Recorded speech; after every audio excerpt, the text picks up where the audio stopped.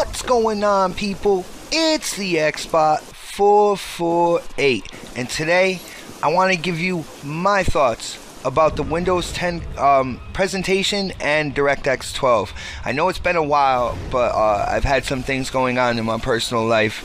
Some really good things, but there are things that kind of took me away from making videos for a little bit. But I am back and I want to share a couple things with you. So, all those naysayers, DirectX 12 isn't going to do anything for the Xbox One. It is a PC-based API. That's all it's going to do is bring the PC game development closer to the metal. What do you guys think now?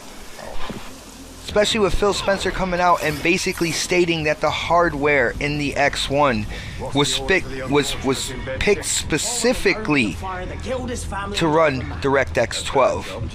Not only that, he also stated at the Windows 10 presentation that with CPU-bound games, you're going to see a 50% performance boost all the way around. All the way around. That's stability, frames per second, graphics, everything, all the way around, a 50% boost. For people who don't know, a CPU-bound game is a game that puts a lot of stress on the CPU, with a lot of AI, a lot of things going on the screen, you know, stuff like that really puts a lot of pressure on the CPU, you know, to process and distribute information. So that is a really big thing, really big announcement.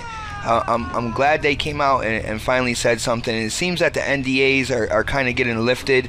They're probably going to be lifted more and more as we go throughout now into spring, summer, you know, getting ready for the holiday lineup.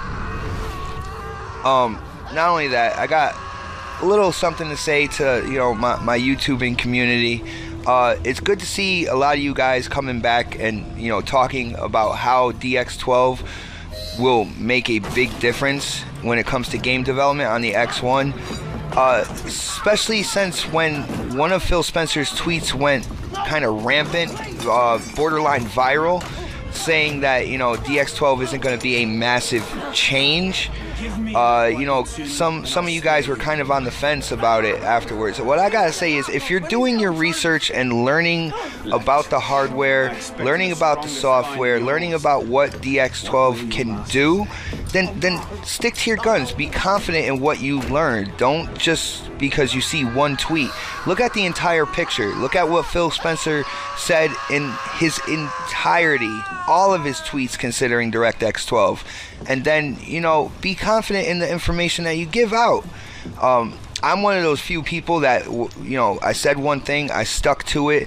I did the research for you guys, and I'm glad to see that, you know, my research paid off.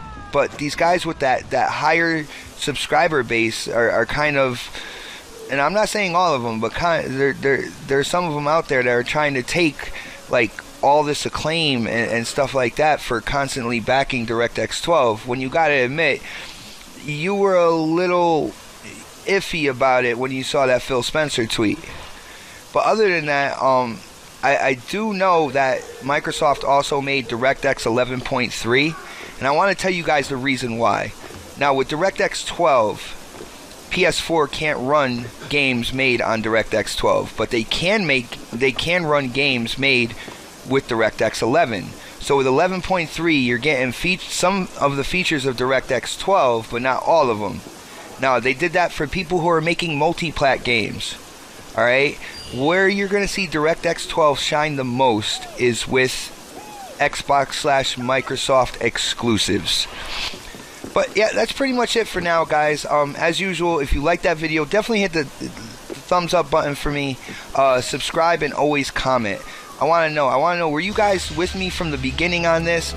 I appreciate all the support, even though, you know, there's some people out there that were hating my videos and such. But as for now, this is the Xbot448, and I am definitely signing off. Just too white and nerdy. Think I'm just too white and nerdy. Can't you see I'm white and nerdy? Look at me, I'm white and nerdy. I wanna roll with the gangsters.